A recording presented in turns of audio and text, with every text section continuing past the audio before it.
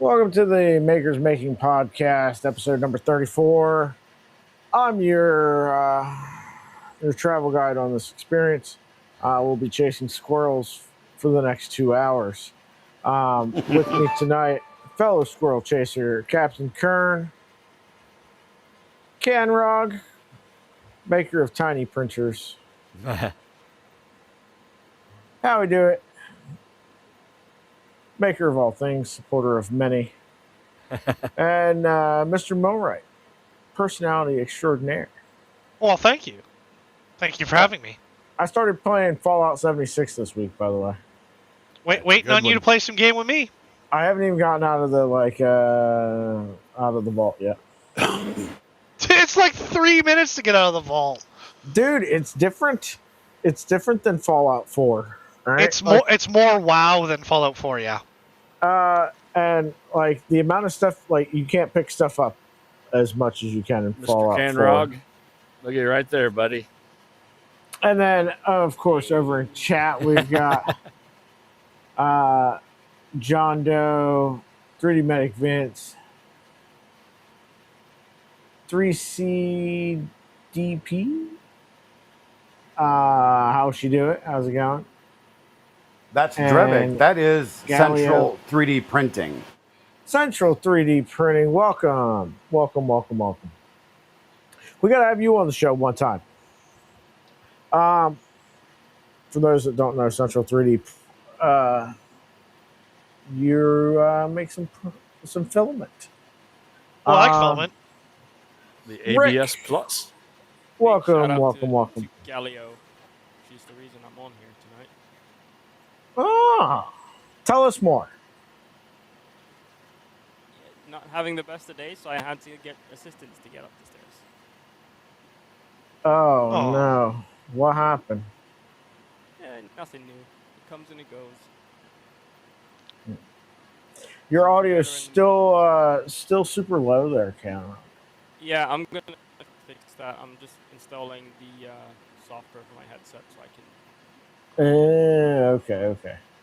Wait, you can install software?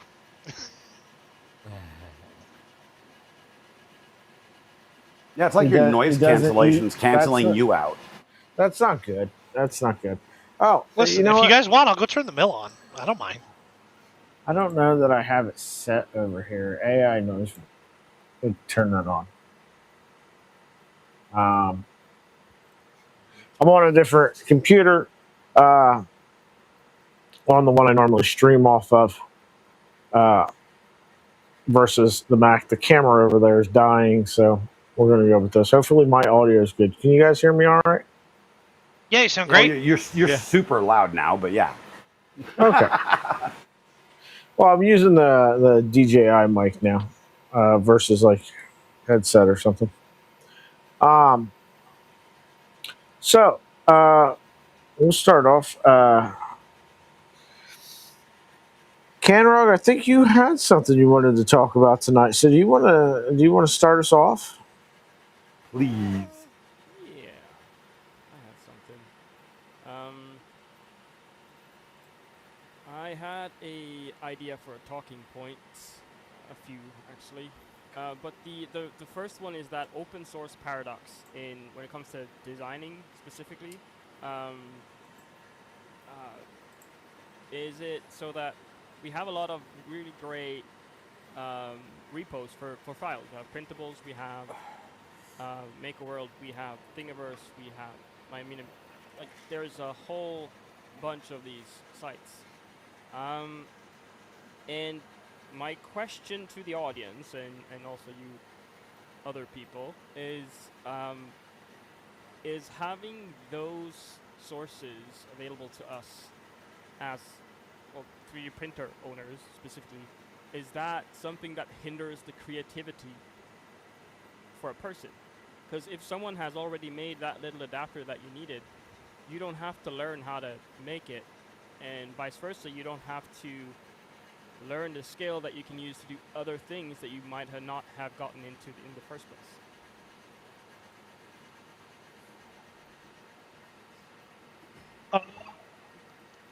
In my perspective, So necessity is the mother of invention, right? That's the English saying, right? Yeah. So I agree. You also have to realize that I sort of have no problem with that. There's a program I use, and I know the creator of it, called Piled, and it's kind of like a recipe book for CAD. So it'll make stuff you want. Like just you want a shelf bracket. Okay, it makes that. You want Gridfinity boxes. It makes that. You want whatever, right? It's growing every day because the creator updates very quickly and takes feedback from the community. But it's like I said before with this whole thing, and you guys agreed with it. So not everyone is creative. Not everyone wants to be creative. They don't. Some people just want to push a button. We had this talk with Moose. Some people just want to push a button and have the machine make it, like a replicator, like a microwave. That's fine, because it still leaves tons of room for someone like me. Right? Now, I was talking about it on my show today. I make minis, and everybody thinks, oh, well, minis, who cares? But if I can make it small, I can make it big. So I can make machine parts. I can make whatever I want because I have the creativity and I already have the skills to make things that are challenging. But does everybody have that? No. Does everybody, I don't have SolidWorks experience. I don't use Fusion. I teach Tinkercad because it's to get that creative energies going.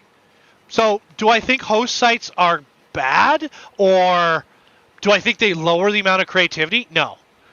I think that considering how many people make knockoff IP items, that they're not supposed to. The title of what the object is banned in their search engines and banned from the website, and they continue to do it. I don't think so, because they make knockoffs. It's hard to fight that, right? Yeah. That's my opinion. So, I have this dual-edged sword that I'm waving around, because Yeah. on one hand, I can see that a lot of people who are not aware that they are creative, people who have grown up getting an education that doesn't involve creativity, doing something that doesn't involve creativity, never really unlocking that part of their brain, even though most people have it. Oh yeah. And this sort of becomes the thing that could have been, because you could have learned CAD, you could have developed a whole new skill that could unleash your creative side. But as you said, it's also that if you had that creative gene and it was strong enough in your head, it'll come out some form of or another, right? It could be doing arts and crafts, it could be writing, it could be photography, it could be anything, right? But also, and here's a completely different point, if you have a 3D printer and you don't know how to do the most basic of CAD, like Tinkercad or just in the slicer, Sure. Making little brackets, adapters, things to hold things to other things, Sure. are you losing out on your printer? Are you not gaining the full potential of that tool? Can I play devil's advocate? Because you know how much I hate devil's advocate, but can I? Yes. So how many people do you know that own ovens? Is that a common item? Most Ovens, people, right? yes. How many of them can bake cookies? How many of them can make bread? How many? And these are no. Most people, making bread is dummy easy. Like, you don't even need yeast to make bread. You don't. I've done it without it. I do use the yeast because I like my bread to be fluffy, but I've done it, okay? How many people do you know that have never made bread? How many never made a roast chicken in their oven? How many done baked potatoes? Like aluminum foil potatoes. Yeah. Done a pizza, made a pizza from scratch and put it in there, which again, not crazy hard. And remember, ovens lead you down the road. Like, one of the first things you can do with an oven is make bread or bread derivatives. So it's like devil's advocate is like if you can't even use an oven or a stove, which is a necessity to be able to eat, to treat yourself well. And remember, I'm a big fan of like all adults should be able to cook, clean, and take care of themselves. Now, we all fall down, we all make mistakes. Sometimes we don't do that, right? There's a bunch of things that mix in there. But you should be able to do all of those things, even basic house repair.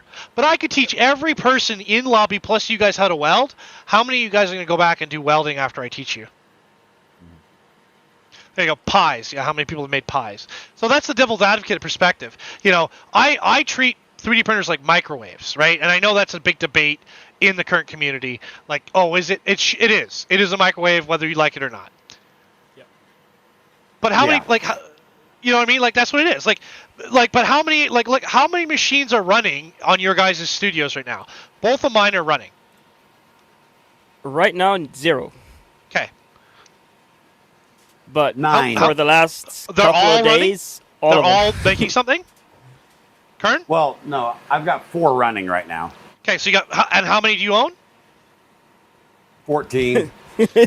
So you have less than a quarter running. Okay. How about you? How do you do it? How many machines are running? What do I have running over here? 1, 2, 3. Like they had not on, but 3. processing. So, 3 of how many? 3 out of, I got 9 set up in here. Okay. How about you, Alex? How many machines you got processing right now? Currently printing. There's 2 machines in the process of printing right now. Okay. How many machines do you have? Like like 11, 12, some 13. I have no idea. So like on the devil's advocate side of it, which you know I hate because it's the stupidest point. Yep. You guys have full labs bigger than me, way bigger than me. And you're not even running. Really, you're not. Yeah. So, I don't think, like, and remember, like, everybody's like, oh, I don't know how to print. I was like, well, I have 3,000 files you can go download and print. I have cosplay. I have miniatures. I have brackets. I have parts for your house. I have parts for your car. I have all of this. Go, and I'm just one creator. And I could have, you know, just by doing my back catalog, I could have you guys running for months. Yep. And your machines are idle. It's a microwave. Yeah. It's a microwave. It's a stove. That's what it is. It's a household appliance. I think we can apply that analogy with the oven even more. Okay. Because here's my perspective. Because I did pull up the point, and it's just a discussion that I think is fun to have with makers. This is great. I love this. So my perspective is that if you look at a kitchen appliance, any kitchen appliance, most people are able to purchase them. Most people are able to have them. Not a lot of people are pulling the full potential out of them.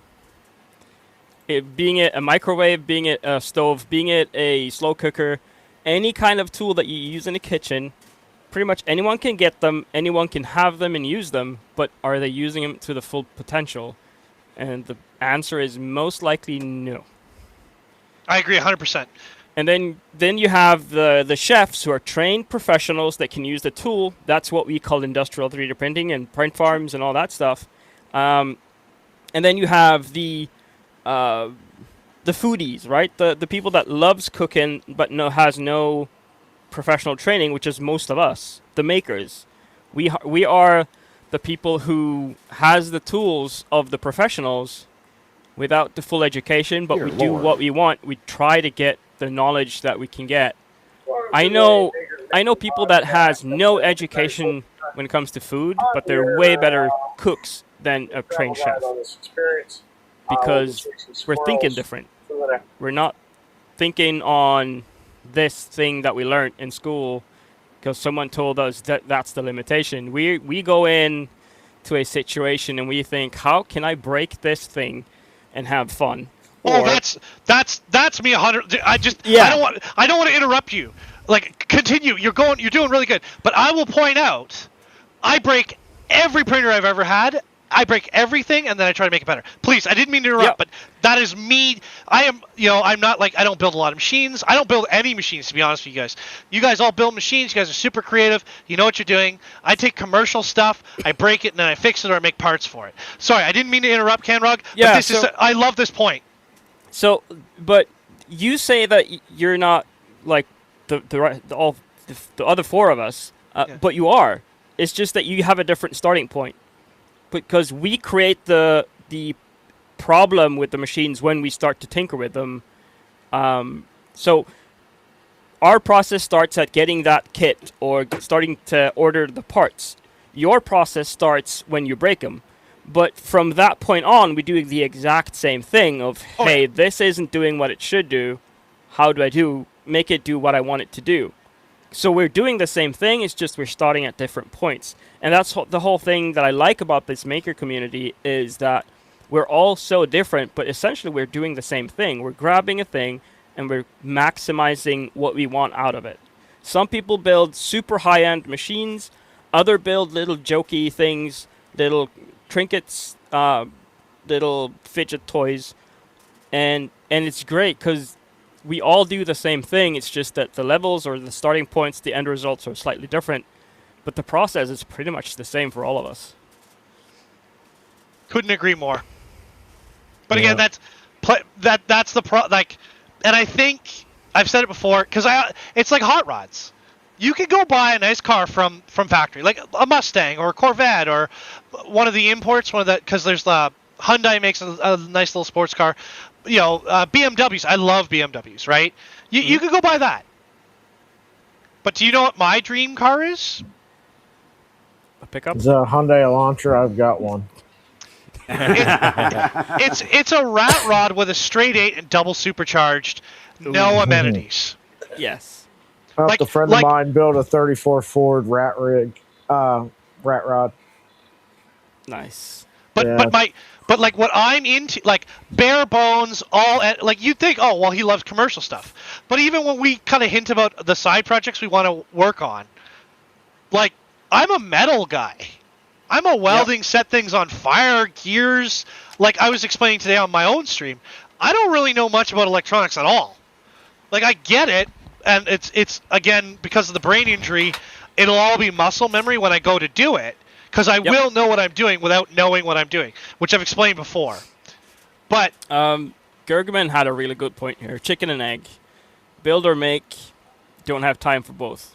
I think you're starting at your point because you don't have time to do what we do, building the printers. You're starting with the functional printer, but you're still finding the flaws that we find on this. Because essentially it's the same machines, right? They do the same thing. They take plastic and put them in precision places. Yeah, I mean, printers are tools, right? Yeah. So at the end of the day, printer's a tool. Now, and you can say that thing. You can say the same about a car. A car is a tool. Yeah. So I've got a toolbox back there behind me, right? It's full of all sorts of tools. You can hand that to one guy, and he can be an auto mechanic. You can hand that to another guy, and he could work on chillers. You could take that same toolbox and give it to a guy, and he could, build like industrial crap. There's so many things you can. There's so many things you can use those same tools to accomplish a task, right? And the tasks can all be different. And I also like Da Vinci's comment that we're saying that you can have a great printer and still have bad prints. Yes. Yep. Yeah. Yep. Absolutely. That is 100% normal in this community, and I hope people know that. Oh, I try to teach people not to have bad prints, because there are ways around it. There are, again, but like I said, they're gonna end up like microwaves and Snapmaker, Bamboo, Anycubic, Elegoo. They're all sort of almost at commercial or commercial grade. I don't know what, because we look at prosumer stuff. Like we've talked about the Voron Mid, not the Voron, sorry, the Sovol Mid, at length. Right, and that's a $2,100, $2,200 US machine. We've talked about the M1 and the K1, which are the filament recycling components from Cretality. That's prosumer. I don't even sell nothing, but I want to get my dirty little mitts on it. We've talked about Prusas, right? And you can say that about pretty much any tool there is. There is a hobby version, and there's a pro version, and then there's the extreme enthusiast version, because you have a normal Kia or a Golf or anything, right? a car that you can get in and gets you from A to B. And then you have a commercial truck that has specific tools holders. It has a specific use. It's designed for that. And then you have the racers that take something ordinary and makes it extraordinary. And that is Mustang what was like we that, right? all Carroll do. Shelby. Yeah. And that's what I agree 100%. That's why I like you tuners. And you guys know I'm interested. I just don't have the resources to do it. But you know I'm in. Like, everybody knows I'm like, the reason why we haven't put the Voron back together is because I'm debating whether or not to try and print a new head right now on a different machine before putting it all together, because I know I have to strip it if I don't print the head now and get it to print its own head. Yeah. And I like Alex's reference. He's like, Alex's reference was perfect, because it's like, so a toolbox, if Alex gave one of his toolbox to a random person, this is how I feel about painting in miniatures. So like, I'm gonna back up Alex your play on this one. But so I could give you a toolbox, right? And it could be some dude, it could be some chick. They have no experience. They've never hung a painting on the wall. They've never done, they've never took IKEA and put IKEA together. Never done anything like that. I could give it to them, and they'd find a way to use it. Then we get the next guy, repairs his car, does minor plumbing on his house. Same toolbox, works for him. Then the next step, you give it to somebody who's a tradesman. And depending on their trade, depends on what they do.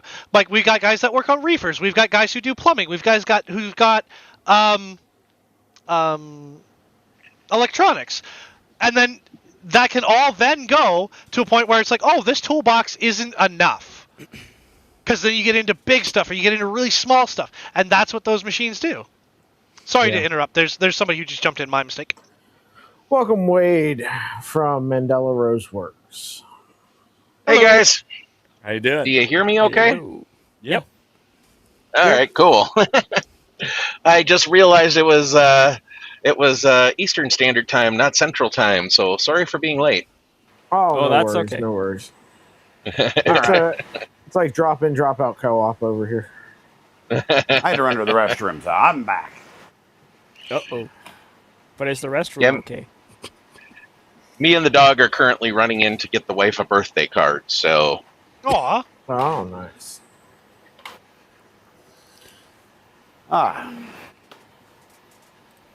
So, Wade, tell us a little bit about yourself and what you do. Well, I think a lot of people kind of know, but I basically do a lot of machined upgrade parts for 3D printers. Been doing beds and all sorts of parts for Vorons and rat rigs. Got started with Railcore. It's been a interesting, long, fun journey. So I think it's going on about 8 years now. Nice. I'm going to share... And Thank you. him joining is perfect segue from our previous Wait, I conversation. can hear So- Canrog. The world just flipped. Yep. Why? What did you do? Print on a Firethorn and flip it upside down? No, so we were having this little, or I brought up a discussion about like printers are either microwaves or they're a tool, and there's a whole bunch of different people here in this hobby. There are people that that just gets a 3D printer and uses it. They print from the online repos. They use the simple, put it in the slicer, hit print, okay. And then there's the persons who do it as a job, who runs print farms and industrial printers and exotic materials and all that. And then there's us, and I'm including you in this, who look at a tool and say, I can have fun with that. And instead of using the tool as a tool, you turn the tool into your interest. Yeah, and in my case, turn it into your job. Yeah.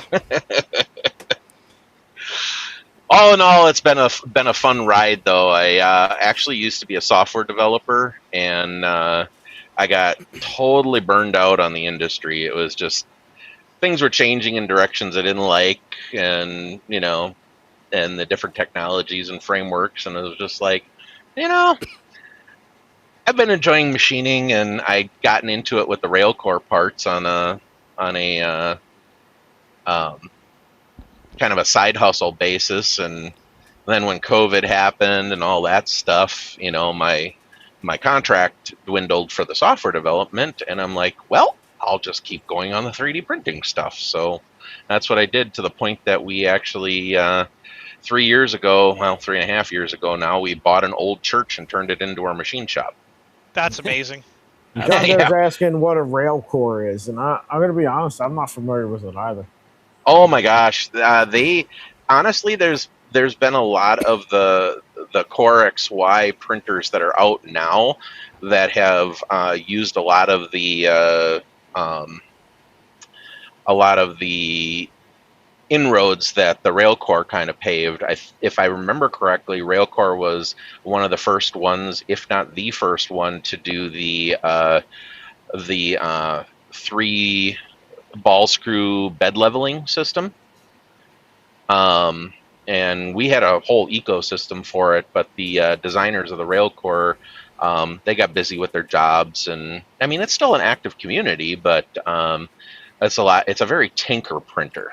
Yep. It's an open framework design meant to really make things easy to work on, tweak, and have fun with.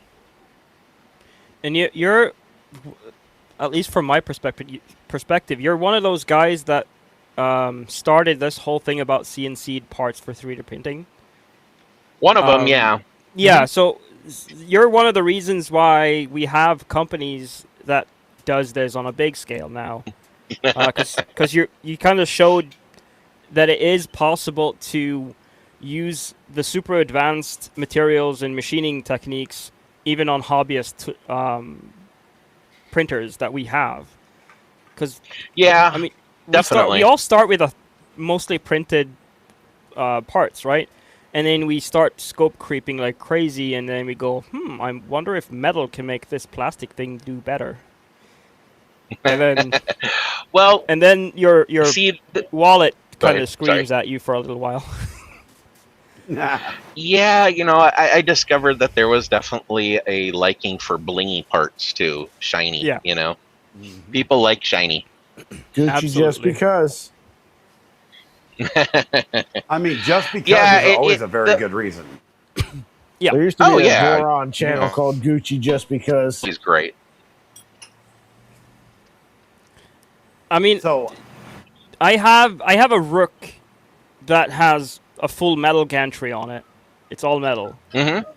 It's not made for production, and it's custom made for me. Did I spend a lot of money and time on that? Yes. Am I using that print? Absolutely. Am I using the printer? Nope. It doesn't work. Oh no. But it looks really good. Hey, well, there's nothing wrong with that. If I was at my shop, I'd show you my my Trident that I built, and pretty much anything on that thing is metal that I've machined. So I'm working on the Trident R2 parts right now. The yokes are a little challenging with them rotating the rear lead screw and rail assembly to the side of the rear extrusion. Yeah. So it's making can things see really that. interesting to try and machine. Yeah. Can I ask you a question about your fabrication process? Yeah, absolutely. So, what CAD program are you using to design your parts? Okay, I'm a very staunch anti-subscription guy, so I Me do not too. use Fusion. I use a software called Libre Design, and I've got obviously their expert version because I've been using it for damn near 2 decades now. I started out with version 7, and I'm up to 28 now. So, and I've been a pretty while. much just stuck with a Libre. Even when they had sold out to 3D Systems, and 3D Systems renamed it to Geomagic Design, and then Libre bought it back from them, which really excited me. Libre, And, Alibre. Yep, that's the one. And it's really nice too because they've got an entry level one that I think the price right now is like $199, but they usually do some pretty good sales throughout the year, so you can sometimes get it for about $100 and a quarter, and it's a lifetime license. And if I remember correctly, Alibra also has a CAM software integrated, doesn't it? That's No, my- but you can get a CAM software add-on for it. Yeah. Because Yeah, that they've my got- follow-up question was going to be, so this is your design platform. How do you communicate it to the machines, right? Because like CamCAD, whatever. I was curious what the next step was for you. Because one of the things that I'm trying to do is get people more interested in desktop milling, and you could not be a better prime example of that. Yeah, my machines have gotten a little bit larger since my first mill, but no, the software that I use for machining is a piece of software called SpruteCam, and it's now called ENCY, ENCY. This whole time, we thought you were making these parts on under 3 CNCs. Well, let's see. I've got 4 mills at the moment, a lathe, and I got about 5 lasers, including a fiber laser for metal cutting, and I've also got There you a go. 4-foot by 8-foot CNC router that I do a lot of beds and panels on, and then I also have obviously a whole ton of 3D printers. So I think my collection's up to about 25 or 30 at this point. Not all are operational anymore. I mean, I've even still got my first CME CNC Deltas. So I met So Steve. He was super nice. oh yeah, How'd you great get guy. How'd you get into the hobby? Well, at the time, I was doing consulting software development, and I was putting in about 75-hour weeks and making a really good amount of money. And my bank account was nice. My debts were paid off, and I decided I wanted a new toy. So I went out and bought a 3D printer. How's that worked out for your bank account? Not too bad, except for the fact I went out and bought a building. Yeah. Right. You see, the tool wasn't the problem. The storage was the problem. Well, I I bought a printer, and then I needed a building to put it in. pretty much. Wait, I did that. Damn it! I did that. Yep. No, I totally get that. Yeah, my first shop was 10-foot by 11-foot, and I had a small CNC lathe and a Tormach 770 in there, and my woodworking equipment. And yes, it was quite crammed, but it worked out well. And then my wife and I decided to buy a different house, and I got a 1,000-square-foot shop, and I'm like, oh my god, I'm never going to use all this room. Well, 3 years ago, I bought a church, and now I'm out of room in that. So, Oh boy. So, wait, I'm not sure if you can read the comments, but Jing Macrobot, he has self-sourced a Trident using your parts. oh, nice. Yeah, we've definitely got quite a collection of parts for the different Vorons and stuff. Trying to rebuild that collection for the R2 version, which is a lot of work and a lot of redo. So Yeah. Yep. A lot of people keep asking me if I'm going to redo the Trident back there for R1 stuff, R2 stuff. And I mean, I can't really do anything with the gantry. That's all CNC. But if I change out the bed stuff, then I can't use the kinematic bed mount that's on it. well, you will be able to when I get the new version done. Well, I don't have yours. I have the kinematic bed mount from Whopping Packard on there. Oh, okay, gotcha. We've discussed a few times at shows and stuff about your bed mount stuff for the Trident, but we still haven't gotten together on it. Gotcha. Yeah, the like I said, the yokes that we came up with work really, really good for it. So, let's see if I can figure out how to turn my camera on here. I don't know how this works. Yeah, I've got a problem with mine right now where so the brass bushings that run on the lead screws Mm-hmm. There he is. There we go. have worn out. Oh, it's a doggo. Oh yeah, this is Phoenix. I'm excited to see you have a dog. So I don't know what it is about the 3D printing community, but a lot of them really Don't love you cats. mention the cat. I've got 3 dogs, dang it. and a cat. Yeah, one dog, No, one my cat. wife has At one a point, cat. we had My 3 wife- dogs. That was nuts. Captain's recently become a crazy cat guy. He had the No, I have He had not. the kitten set, and I did not. yeah, Is No- the cat no in the comments. shop right now? I might No, be it's living in not. a zoo, Okay. but no comments. but yeah, so it's causing all sorts of issues with even like just homing the thing is a pain in the butt because those bushings are so worn out. So I was looking at Ooh. your like anti-wobble things and stuff like that. I was like, if I'm gonna redo this, I gotta figure out what I'm gonna do. Oh, those mini Oldhams work really well, and on a Trident, you don't really, because of the weight of the bed, you really don't even need the anti-backlash ones. You can just get regular nuts because the weight is enough to take care of the backlash. Yep. So Yeah. let me ask you a question, Wade. What Sure. inspired you to design and build the Firethorn plate? Honestly, a good portion of it had to do with I wanted thicker build plates for one, and a lot of testing had shown that that the thicker build plates allowed beacon and cartographer to work properly without getting the spikes. So that was really kind of the that was kind of the focus for getting the fiber laser and doing a thicker 0.65 millimeter flex plate.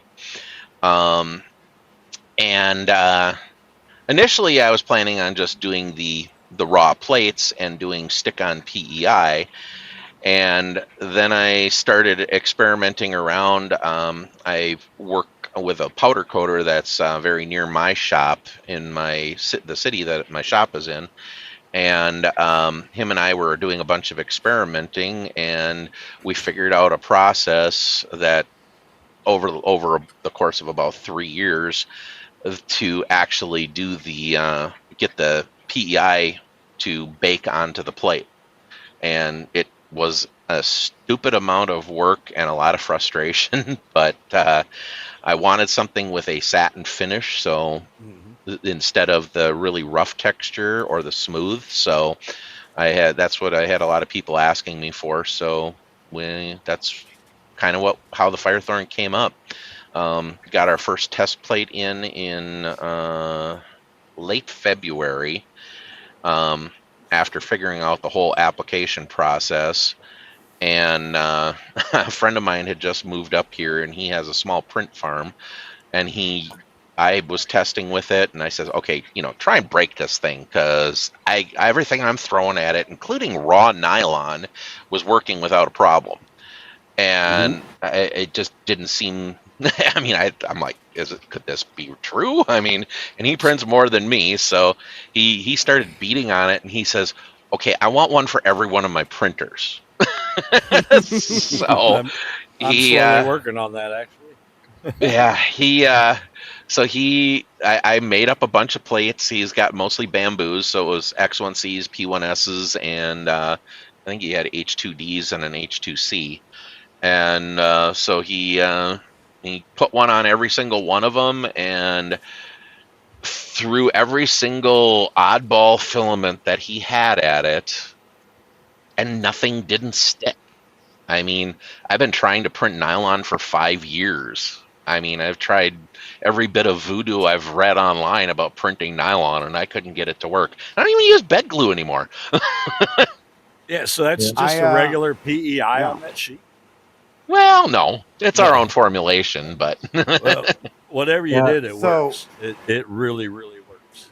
That's always On been the my V0, biggest issue with PEI plates, particularly ones that are, well, both of them have their issues, whether it's a sticker, like a smooth plate, or like a spray on. The sheets peel off the metal plate, and then the sprayed on PEI coming off of them. So I picked up one from you at Rocky Mountain. Anna's pregnant. Uh-oh. My sister-in-law is pregnant. Uh-oh. Nice. Congrats. Congrats, Uncle. They've been trying for a while now, so that's awesome. Because I was like, wait, I thought all your dogs were boys. No, they're not all boys. They're not. They're not. Yeah. So I have I picked one up at another Rocky Mountain. topic. I'm really excited to test it out. Well, we also. This plate- Oh, sorry. Go ahead. This plate that I got from you at Rocky Mountain, I have 65 prints on it as of today. Nice. Other than the day it was washed, the day I got it, I washed it once. It's never been washed since. I have put every filament known to man through it that a Voron V0 can actually print. Nothing has failed ever. Yep. Nice. I did I've have never washed it on purpose because I wanted to see if I could make something fail. I have washed my plates once. Yeah. I mean, I've abused this. And it's still kicking. And the Centauri carbon plate that just arrived yesterday is printing its first print right now. Nice. So what it's you're saying beautiful. is I need a 400 mil plate. Yes. Because that's And the biggest.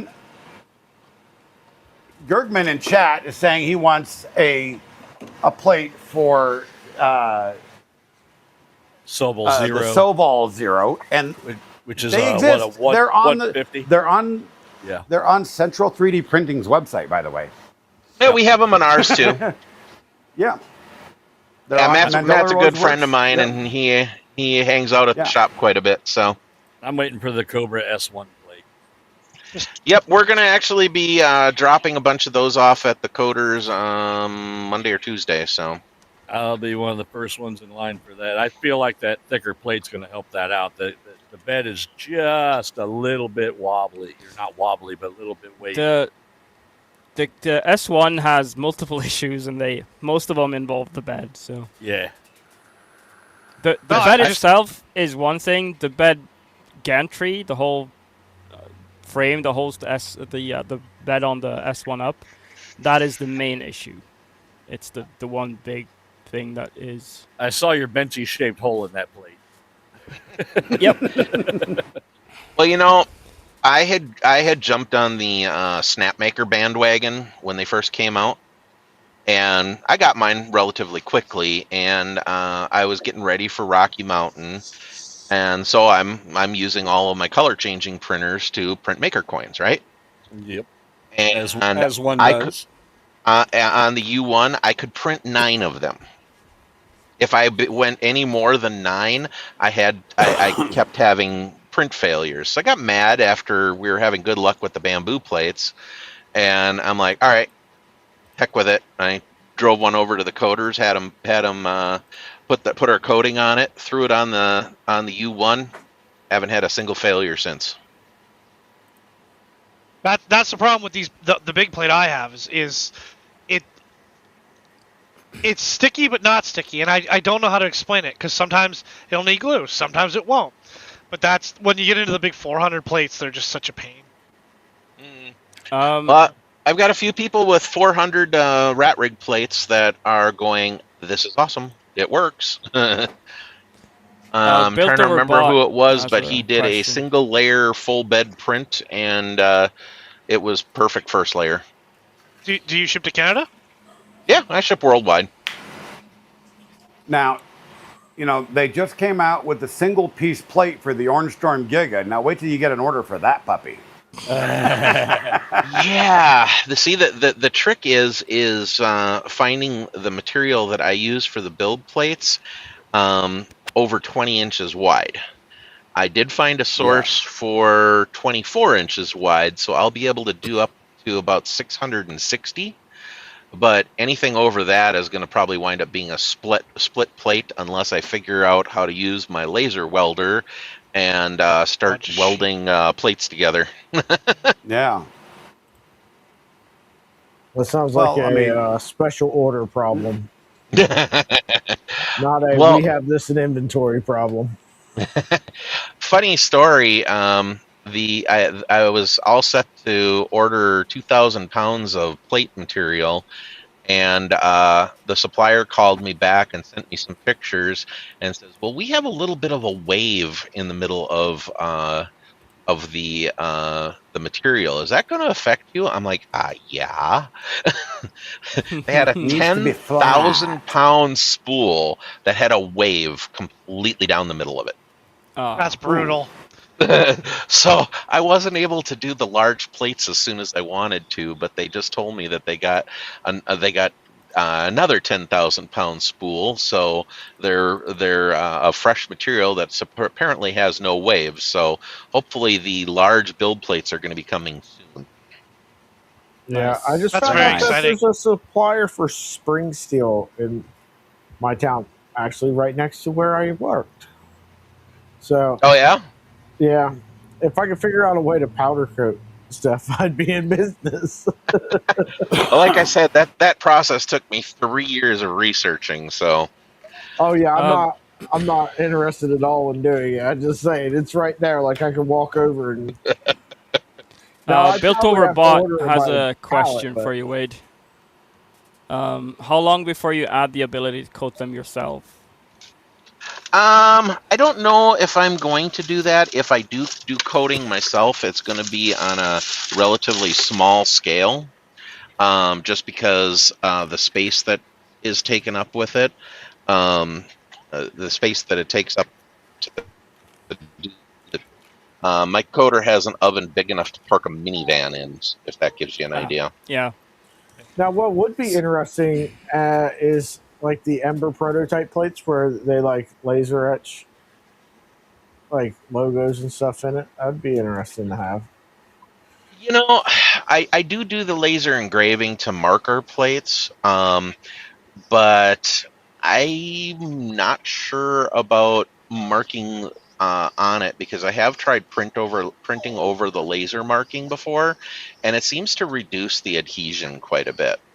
Yeah. I have been looking at possibly doing some UV printing on it, but I guess I like functionality and form over prettiness to some degree when it comes to the plates. Yeah, it makes sense. The build plates are the foundation of your printing. If you don't have good build plates, you're not going to have good prints because they're just going to fail on you. Yep. I have Yep. this simple thing because if someone asks me, do I need a new plate for my printer or do I need a plate for my printer, especially back when the enders were still just glass and everyone just used that, and I said get a PEI because the amount of filament that you lose when you do failed prints is you don't have to fail that many prints until you get to the price of a PEI sheet. Yeah. Yeah. I hate so Especially now with multicolor. If you're trying to, like you were doing maker coins, if you're trying to do 20 maker coins, you get halfway and they all have to go in the trash. That's all the filament for the coins and all the waste filament for the purging. You don't have to do that too many times before there's a pretty decent budget for a PEI sheet in there. Yeah. Do it enough times, there's a decent budget for a better printer in there. Yeah. Well, I mean, so one of the things that I got to thinking about earlier today is, there was somebody that commented to me the other day about on what the short that I actually did about these build sheets, and they said, "Well, those are a little bit pricey." I said, "Look at the stack of these. That one sheet is going to replace like all of these." Well, what's your time worth? Like Because- that's what a plate's Exactly. what's your time? Like, if you're billing out at $3.50 an hour for prototyping, which is what I do, or if you're billing out at $1.50, when you start losing a print, a 20-hour print on a bad build plate because adhesion went whoop, what are you gonna do? There's $85 in Centauri carbon plates right there. And if you One start plate getting into replaces exotic that. filaments, one failed print is a PEI sheet. Yeah. Exactly. Well, you blow a reel of like PA 06 glass, right? Yeah. So You gotta print. to You me, print half that reel, good and you need a sheet. full print. I mean, to me, you a don't have good to do sheet that. replaces a lot of bad sheets. Yep. Just really, I mean, if you get, let's say, PA6 carbon fiber, Sure. for me, the price of that one spool of 500 grams of filament is the price of a really high quality PEI or Stay. 2 slightly cheaper ones. Yep. I would rather just get the PEI and then not have to waste all that filament and time, because my time is worth way more than that. Like, what is Yeah, your I mean- your rate, right? I've got a couple of well, I've got my own Discord server now, and I've got I got a few people that have been helping me out with testing and whatnot, and one of them is pretty much exclusively switched over to doing the Firethorns. That and I'm trying to remember which other one it is that he had. I think it was a carbon fiber one for smooth prints. So he's pretty much switched over, and he's got, I think he told me 160 build plates. A lot of build plates. That is a lot of build plates. He's also got about 45 printers, so there's that. That's a farm. Yep. He beats me. Every time I start thinking I have a problem, I meet more people. Oh, it's not even a farm. He got a 1,200 square foot shop because that's his hobby. That'd do it. Yep, Good. exactly. Not a bad thing. I have a 300 square foot shop, and this is, yeah, I feel sad now. Well, wait until you get to the point like I did, where I went and bought a building, and I'm out of room in my printer room, so I'm going to have to either start clearing out printers or getting shelving units and triple stacking them. So Well, Yeah, we're I mean, looking that's at moving, literally the dream. so, yeah. You're I- literally But living the as- dream. Sure. As Canrog will tell you, and as if it don't make dollars, it don't make sense, right? So Canrog just downsized his shop, and Yeah, I downsized from about 650 square feet to about 90. oh, But You it lost weight. saves me about $1,000 a month, US. yeah, So to me, that was worth more. yeah, you gotta weigh everything out. Now, not everything has to make money, but it has to hold value to you in some way. Yes. Um, If I We lost Wade. we did. yes, There we guys, go. there you are. Yeah. So I I got a went from a phone call. six. I went from a 650 square feet workshop to a, what did I say? 90. 90. Yeah. The main reason is that I don't make money on what I do, and I don't need to make money on what I do, so I don't have to try to make money on what I do. So I'm not saying that getting a bigger workshop is a bad thing. I'm just saying it's not always the right thing. Also, it's a big Yeah. commitment for sure. Yeah, we're actually considering moving right now, and I'm looking at property that has at least an acre of land, so I can build a 5,000 square foot shop. Why don't you near just enough find to a me, shop and that you can I'll, also live in? Yeah. That way you Well, don't have to go outside. Building a barn. Well, there's a lot of restrictions built about building a barn dominium. So Yeah, I've been dreaming about that for years, but you can't do it here at all. Some people just say that a house needs to be a house, and you can't have a workshop that also is a house, which is sad. My I power agree. I flickering. live in Vancouver. If, Trust you me, it's a little irritating. My Well, when power's I was, flickering. If I when drop I was- out, y'all continue on without me, okay? Okay. When I was hunting for a shop building, the one thing I didn't want to be was in one of the industrial areas. Yep. You know, so I when I found this little church, I got 4 acres with it. So it's kind of nice. I Ooh, got nice. room to actually build if I actually need to.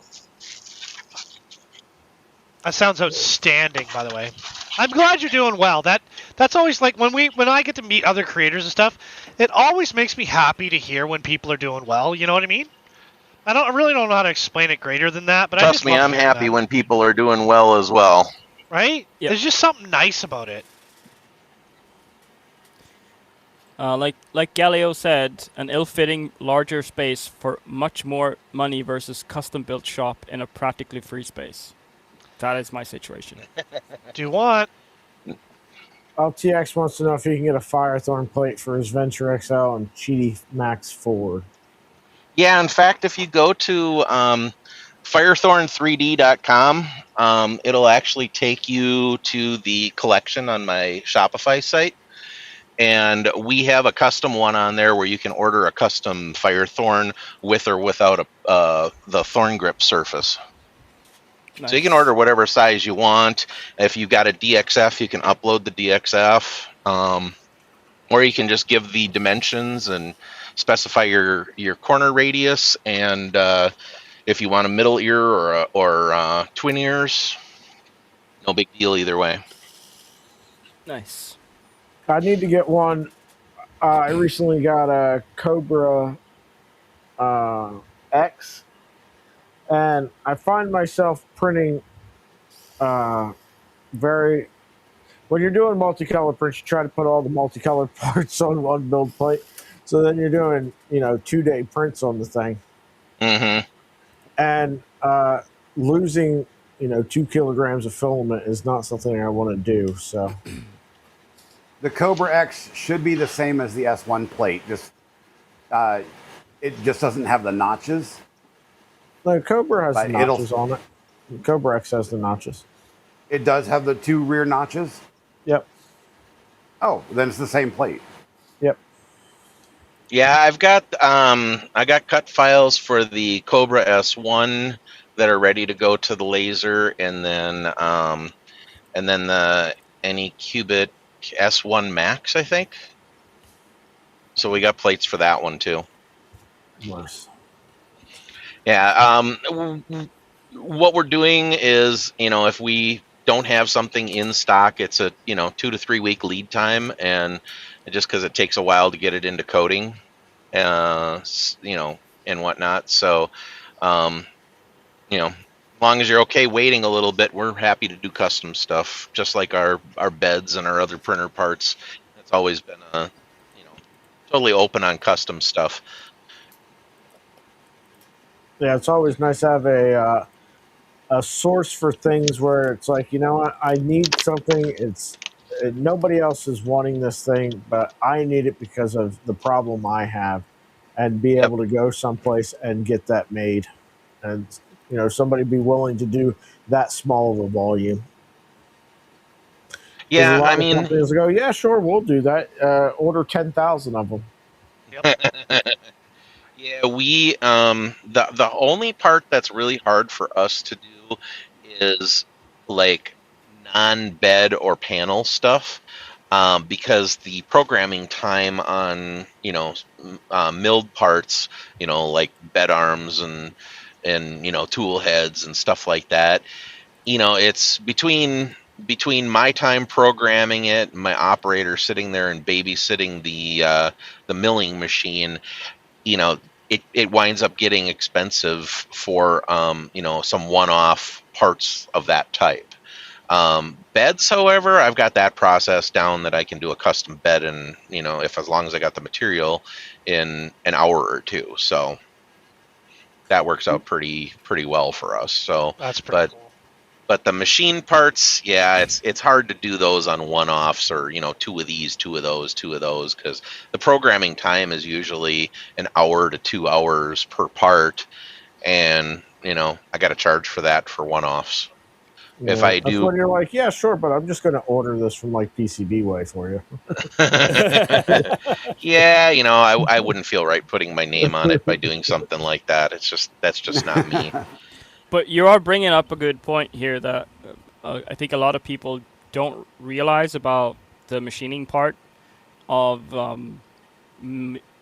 creating custom stuff with machining is that it's a lot of time not using the machine that makes you that creates the parts. You can't just upload, and like a slicer, you can't just upload the part into a magic software and then say make this and then walk away. You can't do that with CNC. Ish, yes, but for the if you need proper parts to the good tolerances, the prep time is way more than actual machining time. Yep. Oh yeah. Yeah, I mean, there was I was working on a gantry system which unfortunately flopped for another group of people, and it was going to be a commission for them type thing, and someone was one of the designers got mad at me just because of it taking so long to do. It's like, well, I do have other stuff to do all day long too. I have to fit it in where I can, It's not like you sit next to your Yeah. computer just waiting for that custom order to come in so you can jump up and run over and do it. Yeah. I mean, I did some of the early parts for the Voron Phoenix when they were, this was a couple of years ago, and I'll bet you I spent a solid week programming up all the parts for the prototype run. Ouch. That was a lot of freaking work. Did come out very nice though. Yeah. Well, they've changed a lot since the first run that I did for them, so. Yeah. It was mentioned that when you're doing machining work, it's not just click and go. It's the same thing even with our 3D printing. I just spent 2.5 hours today in a slicer painting a model. Ouch. That is a really good comparison. Painting a model is especially a really detailed one, is very akin to programming all the machining steps for a part. Yeah. So you have to go through all the little details that can go wrong. Because if you mess up one little thing, then, oh God. Yeah. I'm literally to the point. I want to get a drawing pad so I can paint better. I've been. I'll be honest. About the most painting that I've done is a couple of examples on multicolor prints. I mean, the most multicolor stuff I do is usually embedding a logo or coins. Prints are fun. And yes, Stephen, I do want to see you. I see you finish your build. You guys who can. Sorry. What I miss? LTX Design's comment. Oh. In chat, Stephen says, "I'll lose talking points if he finishes his Venture XL." And I actually do want to see him finish his build. I do want to see it working. Jerry, what's going on, my friend? So, Kern, do you have a tablet with a pen? Not a Wacom drawing. Okay. No. Because you can get one super like any Android tablet. You can connect it to your computer as a touchscreen. So if you get one with a pen, you can just use the slicer directly with that. You don't have to get the drawing tablet stuff because there's a really expensive. I have an Android tablet. I just don't have a very good pen Well, for you can get the So. universal just touchscreen pens that they work Yeah. for, because you don't need the pressure sensitivity on the slicer stuff. Yeah. But that is a It way just- you can actually sit down with the tablet Using and it- paint it. Using a mouse to paint is just an annoyance. It honestly Yes. is. It is. Someone did teach me a long time ago that you can get And- just in paint you can do better by just doing this with your fingers. And If you do I don't, this on I don't your know if you mouse. can see it, but I have this little, and I'm trying to learn CNC myself. And learning tool pathing is a pain in the rear. Yes. Well, slicer painting. It honestly a skill of is. mine. I got One of into my CNC 2004-ish, I think. And I was lucky that I had a friend who mentored me and kind of taught me a lot of tricks and gotchas and whatnot. And I mean, to this day, I'll go back to some of my old programs, and I'm like, oh my god, that's embarrassing. He probably Build saved you a overbought. lot of money in the start. Oh Build yeah, overbought. yeah. I have a $300 gaming mouse. I was a professional gamer. I can turn. I know that trick. Back in the day, in Windows 95 or something, we were drawing memes at school, and what I would just do is pretend like I was holding a pen on the mouse, and it's way easier to draw. Yeah. But so yeah, Galileo did put me on to the point. I set up her tablet. So she has a normal Android tablet with a pen to do Nomad Sculpt, and I set it up so that she can connect it to her computer with a USB-C cable, and it works as a secondary monitor that with the touch. So it just Interesting. works. I'll have to check that out. So I yeah, think if anyone one wants of a the secondary new Apple monitor and Pencils- you have an Android tablet USB-C, there is an app for that. Cool.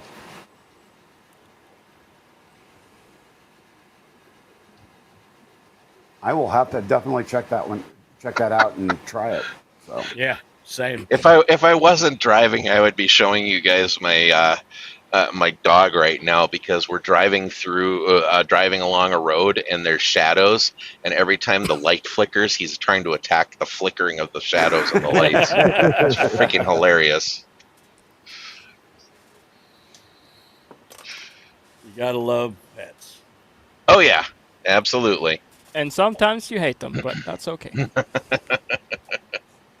yes. So I had a talking point. Let me see. This is You added quite a Um, few talking points. just 4. But I think this one works with Wade as well. So I can put this especially for Wade. The gap between amateur modeling and engineering grade design. What do you think is the biggest hurdle to get from? And I'm not calling out Maker Mill right here. To get from Tinkercad to a industrial grade software like the one that you're using, what is the biggest hurdle for people right now? I'm not sure I quite follow what you're asking, but I would say is understanding tolerances. Mhm.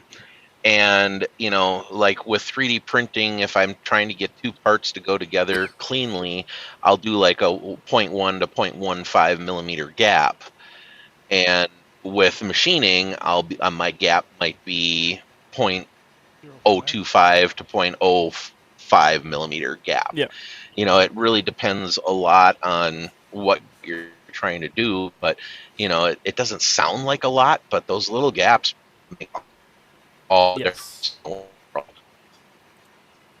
So the Am I allowed to weigh in on that? yes. Oh, So, we just lost Wade. Rough neighborhood. There you came back. So, see, I get a lot of flack for Tinkercad. I am versed in ZBrush and Blender and Fusion. I have yet to do Onshape, about SketchUp. I haven't tried Nomad, but the reason why, like for example, the reason why I don't use SolidWorks, the reason why I don't use Fusion, is because I am a content creator and I create thousands of models, right? And I can't, at one point, and I know this is a dreamer thing, and I get it, but at one point, my stuff is going to kick. Okay, I'm going to make something that draws enough attention to kick it up across the internet. And I've seen it, a couple of my friends have gone viral, things like that, right? At some point, it's going to kick. I can't pay for a commercial license at that point. So the reason why I use Tinkercad, and it's like it goes back to our conversation about printers as a microwave, is that my goal is to get people to build something, to make something, to add to the world.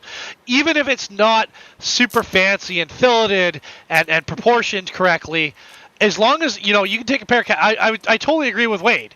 If you can understand fitment, which is what he's talking about, if you can understand fitment with a set of calipers, you can do damn near anything. And remember, you can cast off of blanks that are 3D printed.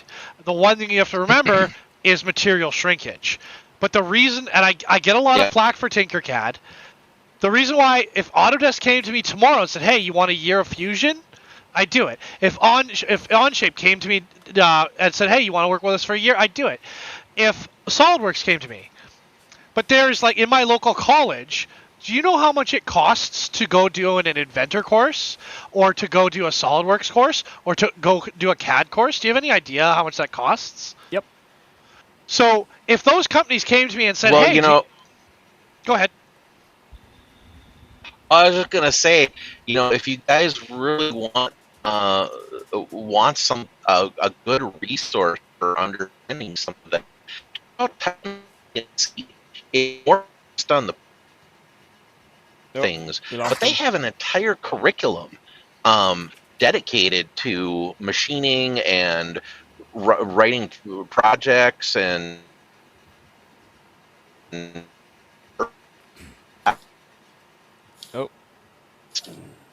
So, yeah, we lost most of that, Wade. Oh shoot, sorry. I was just saying Titans of CNC might be a good option for some of that too. Yeah. Send cut send Titans. I love Titans CNC because they'll just go put a hog mill on it and just rip down a billet. I love that. But no, my point is, the reason why I don't use things like SolidWorks, the reason why I don't use things like Fusion, and I know there's a big interest, even Blender, but in Blender it's 17 steps to do 3 steps in Tinkercad.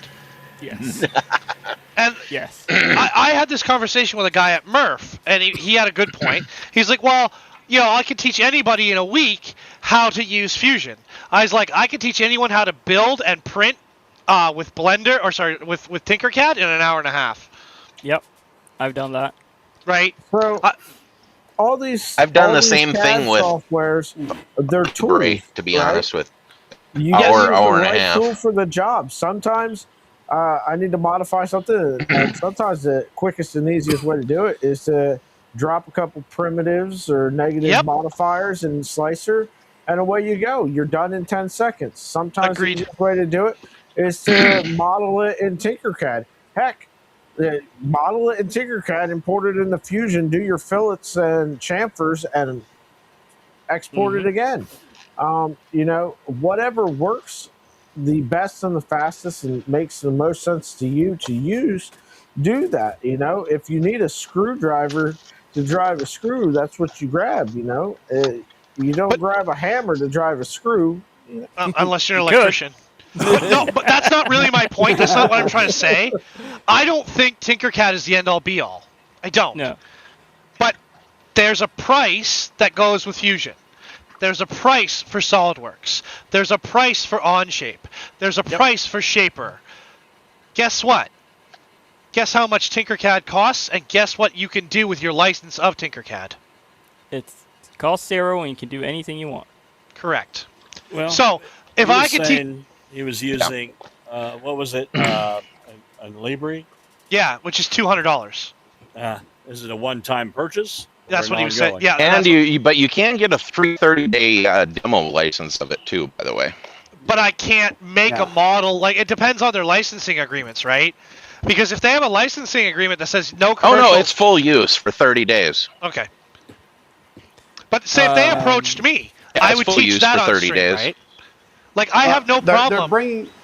They're bringing it up in chat. FreeCAD. I mean, FreeCAD has made leaps and bounds in the last few years in the software, and Also it's completely open source.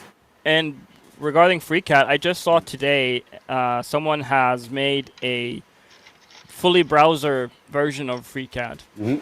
They ported Yep, it they did. 100%. I did check it out for a couple of minutes. I haven't used FreeCAD in a long time, so I'm still rusty on it. But it does work. It's super snappy. It's not what you would expect from that kind of a project, because it's a single guy that wanted to have FreeCAD available in his browser. There's And it even a works. CAD that I was using on my iPad. Oh wow, that's That kind of was cool. Pretty good. What is that called? That was probably Shaper or Onshape. So for me, Shaper 3D is pretty cool, but it costs money Yeah, too. I think it's Shaper 3D. So Yep. for me, this whole thing about design is not about the Yeah. software, and although I do recognize the issues of Millwright about licensing and the payment part of it, for me the biggest hindrance, because I do teach Onshape, that's Yeah. one of the things that I do. I teach. I have private one-to-one courses with Onshape, and the thing that I spend the most time on is teaching the process of design, where Yeah. to start and how to get there. It's not about having the idea, it's figuring out how that idea can become something. And that same design principle is pretty much the same for all of these softwares. I have used one software that's more Tinkercad-ish than anything else, but they all still have that same process of you start at one plane and you build up, and then you create 3D planes, and you keep adding or subtracting based on that. So there's one software that I have access to still, but it is a fully industrial software. It's called IronCAD. Oh yeah, IronCAD's nice. IronCAD is really nice because it's Tinkercad on steroids. I do teach Tinkercad on Twitch and YouTube. Yep. And you can go. On Shape, right?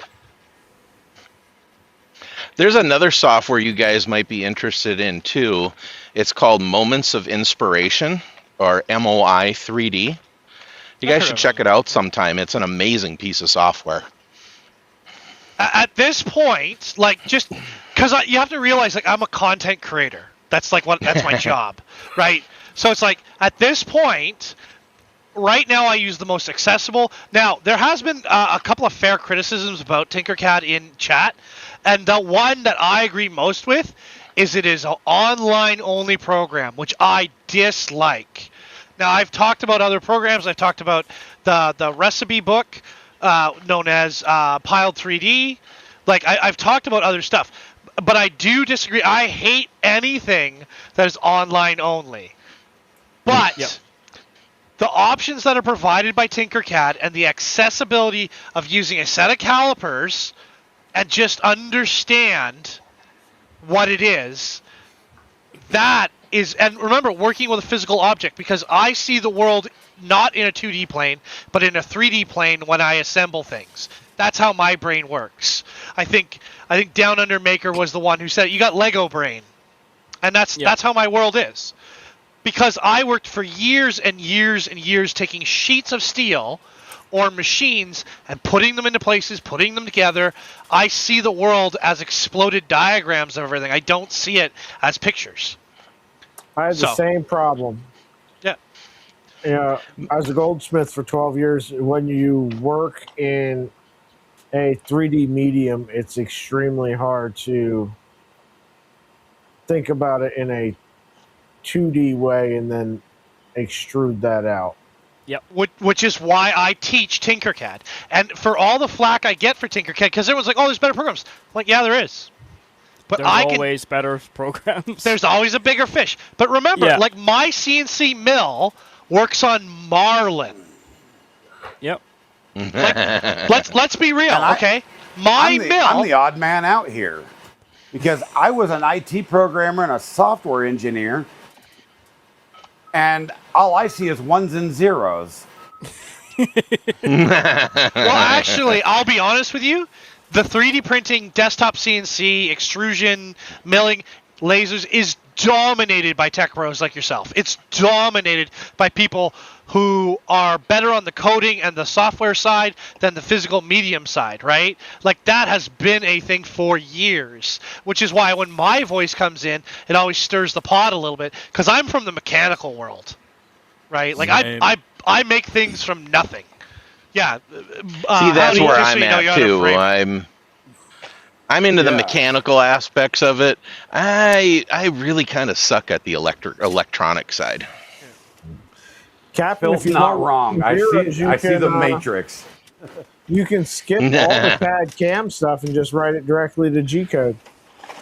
Yep. No, thank you. Yeah. No. No thanks. I did that in the 90s. No, thank you. I had a friend who was a Swiss machinist doing little teeny tiny parts like 80 set screws and stuff like that. He wrote everything by hand. Yeah. Cool. Punch cards. I've You're worked on punch absolutely card right, machines. Penguin. Yeah. Yeah, what we were working on in the 90s, they weren't a punch card machine, but you had to hand write all your G code, but you made a lot of macros in M codes where you call up an M code and it'll perform a series of things that you programmed in ahead of time. There we go. No, it's one of those things that it's access for me as a content creator, like a full-time content creator. It's about accessibility and the most realistic expectations. You know, teaching someone Fusion, you have to teach them how to draw a blueprint first or a schematic first. Yep. Tinkercad, I don't. I don't have to do anything. You find whatever you want to make a box to, you make a box around it. You know what size of screw you got, you put a hole the size of your screw. It's very simple, and yes, it does miss parts of it, but as you've seen with my work, it can get very, very advanced very quickly, and it doesn't take a lot of time. It all comes back to the thing that I learned in school when I was becoming a mechanic. My teacher just said that the best tool for the job is the one that you can use. It ain't stupid if it works. Because, let's face it, if you're in the situation that you have a 3D printer, Wait. let's say you I'm logging have into my account.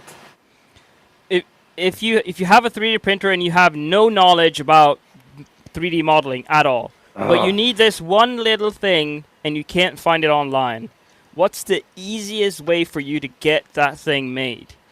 Tinkercad. I don't think one of us would go up to someone and say, "Oh no, you just need to take this 1 month course on learning a CAD software." No, just Tinkercad. Well, and remember, it's free, highly accessible. No, you register once. That's it. It's not 30 days and then 30 days and then 30 days like Fusion or Onshape, like SolidWorks. You know, like sure, they're great. They do lots. They have all kinds of bells and whistles. Problem is, if somebody's never done a schematic before in their life, they've never even seen a schematic. How do you get them to how do you get them to make a bracket to hang a picture? I was babysitting my step-nephew. He was 11 or 12 at the time, and he was having some issues with school. And I said, you want to learn how to do 3D printing because his dad has just given him a 3D printer. And I said, I can teach you how to design your own stuff in an evening. Yeah.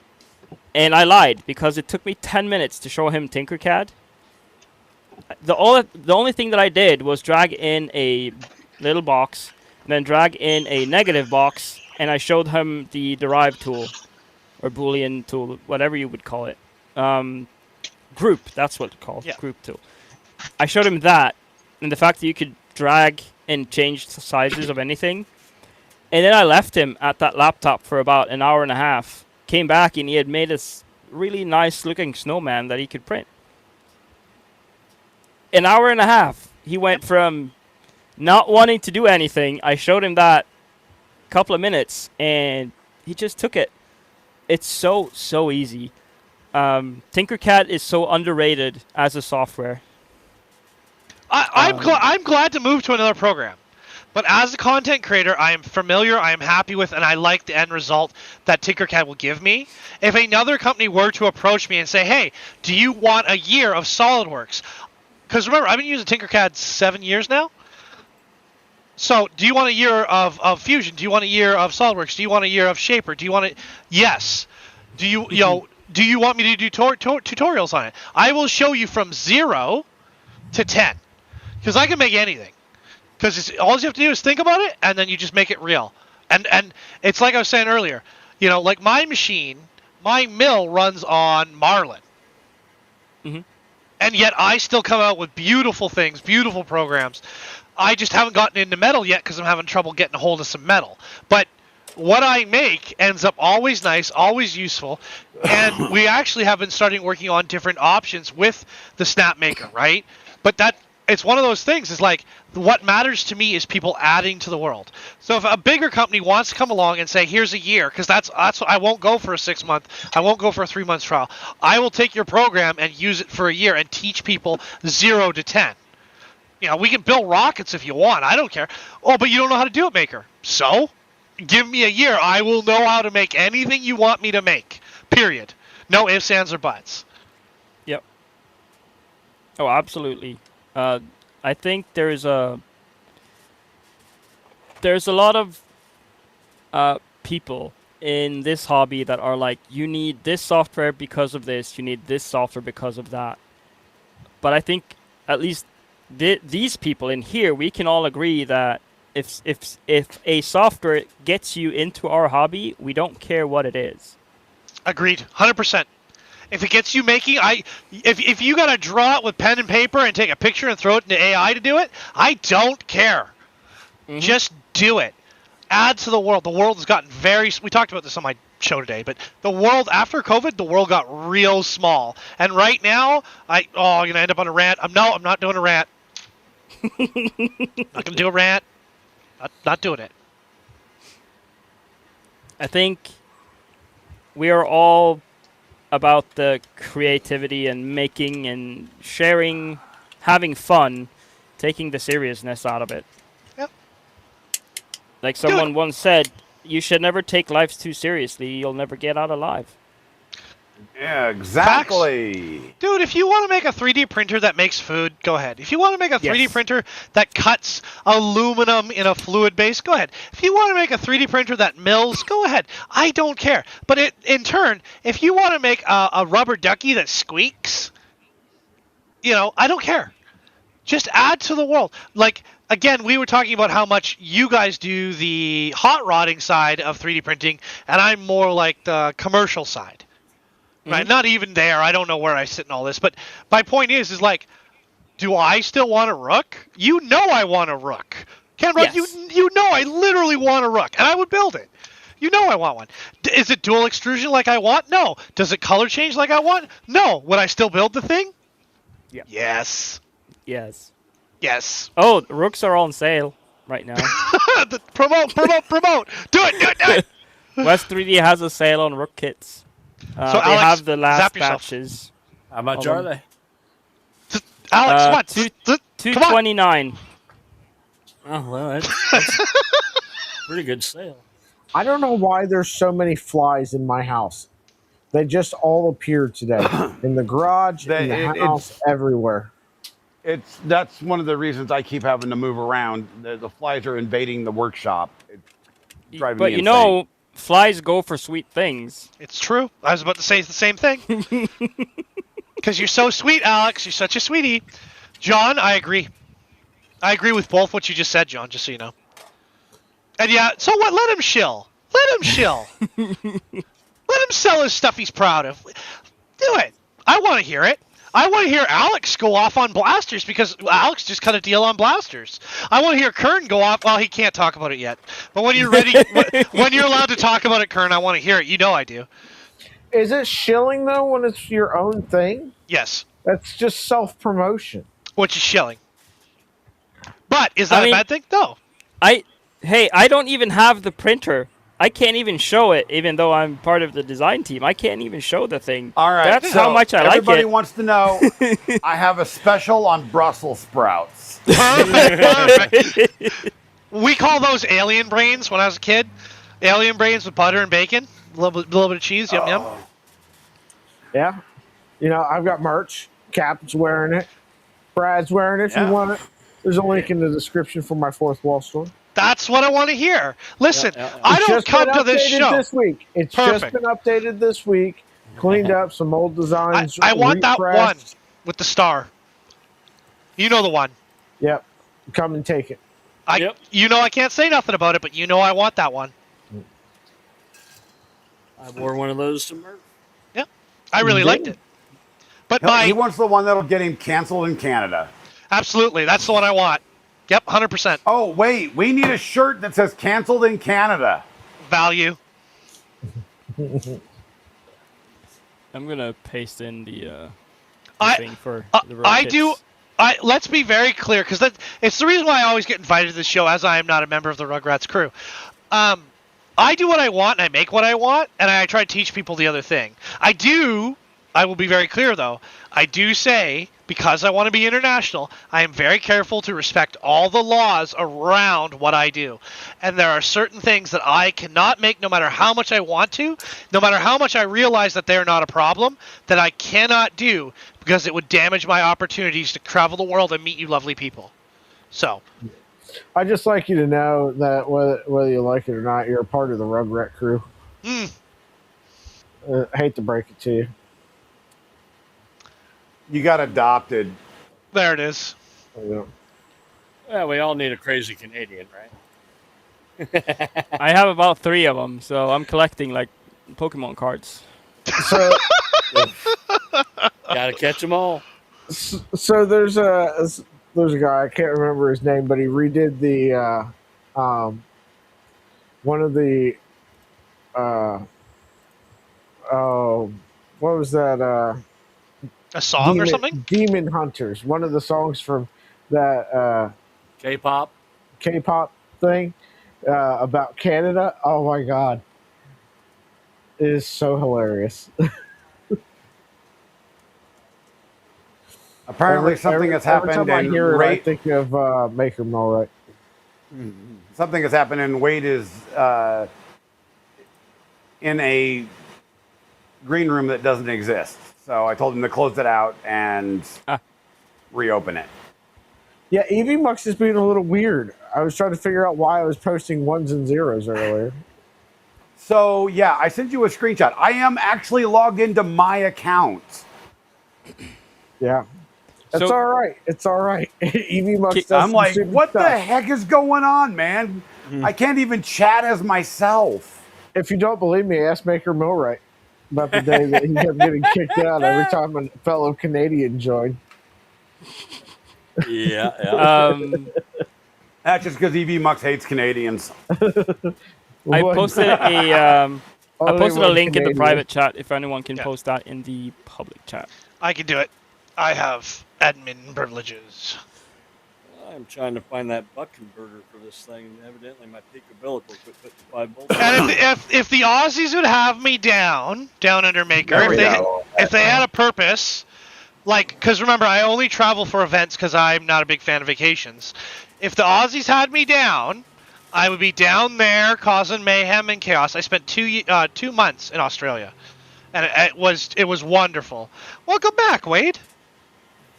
Hello, do you hear me now? Yes, sir. Yes. Oh yeah. Okay, cool. My computer was being a complete putz. It's like I could see everything, but it wouldn't let me join.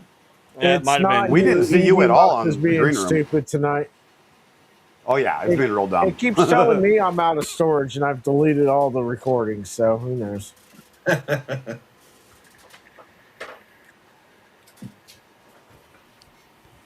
Sorry, what- bad habit. Let's find something else to look at. So I saw something in the notes, and I didn't get to dig into it, but something about Bamboo and Maker World working with Insta 360. Instant It's the 360. Yes. And while I don't know anything about that particular thing, I will say that I'm really excited to see kind of the companies working with the 3D printing world. Who was it that put up all their stuff, a bunch of stuff? One of the auto manufacturers, right? And Noctua put up a bunch of stuff a couple years ago, and like just working with the 3D printing community on adding value to their products and also right to repair stuff and whatnot. I think it's awesome to see. Yeah. Well, one of the biggest ones that happened over the last year was all of the shaving companies. Yeah. They released the handles to be printed. Yeah. Oh, I didn't So- see that. If we're you guys let me know when we're done talking about the Insta360 because I have a very hot take on that. Like super. So you guys weigh in and you just let me know because I have a super and it does every time I bring up something like this. It drives the 3D print community nuts. So. But over the last year, all the shaving companies, they released the models for their shavers, as well as the electric shavers released all the models, the dimensions for the bases and so forth. Yep. I think one of the reasons for that was that there was a person who had lost a limb, and they wanted to make adapters. They had a printer, and they wanted to make adapters so they can hold the razor. And they just said, you know what? Why don't we just release the files? Because why not? Here's the files that you need to make adapters for our stuff, and it kind of snowballed. So a lot of different companies saw that and said, yeah, let's do the same thing. And I think it's Cooler Master who has published the files for their cases, the PC cases, so that you can print accessories. And there's they've had a collaboration with Printables for a long time about doing some contests and bringing Noctua did that released same a bunch thing of their too. source files. Yeah. And it's just I think they've seen the value of being able to customize their products and I think it's also because they've seen that it's not about copying, it's about adding value. Shoes.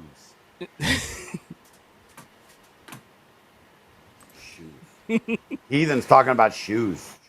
No, you can just see how she's doing shoes in the background. And I think every time I'm waiting for her to give her a good how do you do it a real whack. That's all. Just waiting. But back on the Insta360 thing, I mean, She would do it. Now, if GoPro would follow along, this would will. make an industry a big thing. No, I don't think GoPro will follow. Oh, they will. Maybe not this year. GoPro is struggling at the moment. So I'm Yeah, not sure. GoPro's too busy trying to figure out how to file for bankruptcy. I did not know that. Just let me know when you want me to weigh in. Go ahead. Go for it. The floor is yours. And go. Okay, so here's the basic truth that applies to me. This doesn't apply to And stop. everybody. No, just kidding. Just go ahead. This is the bare minimum truth, and this goes for Kern. This goes for Alex. It goes for any content creator or any large modeler. Insta360 wants me and my community. So I'll because I don't have one. I really want one because I watch a YouTube channel that uses tons of them, but I don't have one. So I gotta go take a blank. That's not even STL. It's not a file. I got to work on the math, which may be out. Make parts for it, display it on my show, then upload it, and then advertise for them so my model can work. Do you know what that's called? A ripoff. A friggin' job. As a content creator, I would love Insta360 to contact me and do it. But am I ever going to take place in a contest where I do not have the physical object to do that contest? No friggin' way. They're getting free advertising and a free model from me for their product to grow. And I'm sorry. Like, I love that. This is a hot take that upsets so many people because, like, oh, you should just do it. Like, dude, I don't make nothing for machine companies unless they ask me to. Like, That's a lot of work to not get paid or product or something.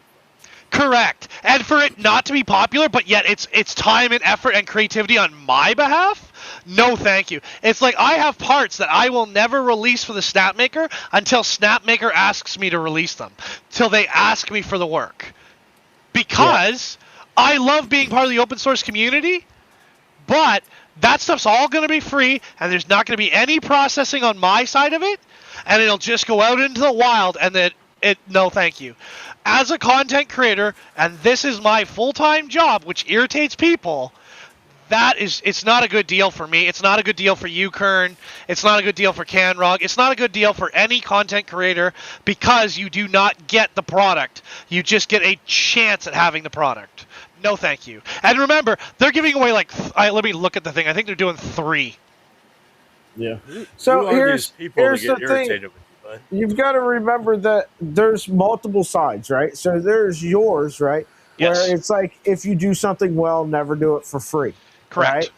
But then there's also the people who would enter this contest where they just like designing stuff. They don't get anything out of it other than the enjoyment. That's what they're getting paid. They're getting paid in the enjoyment of modeling something, entering a contest, right?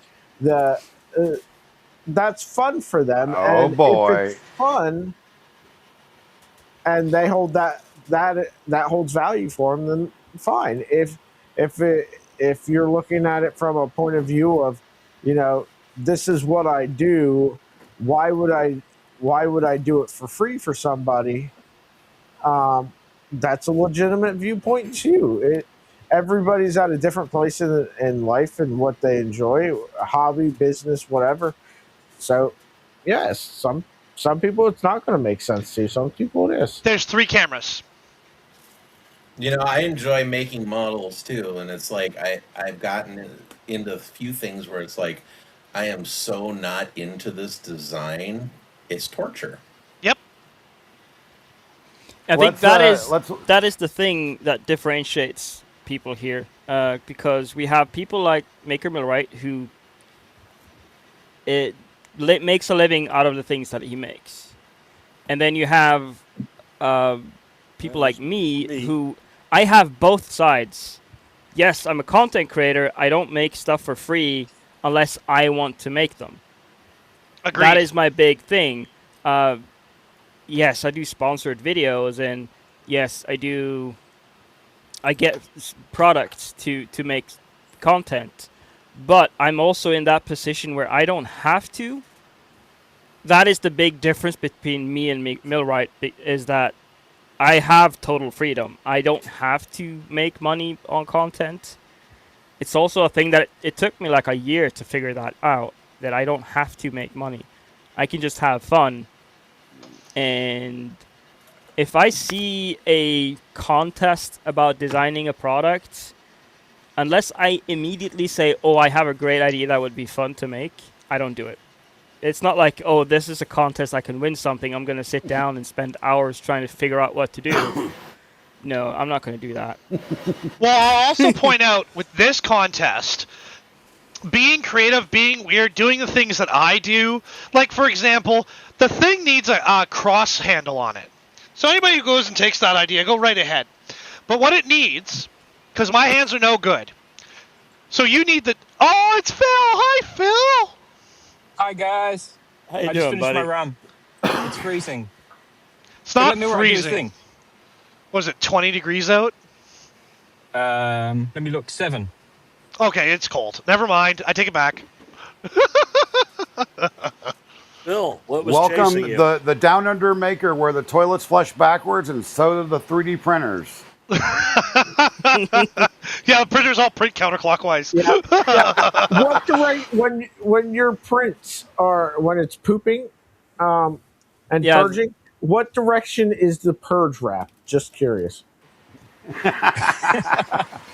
That would be a great little video.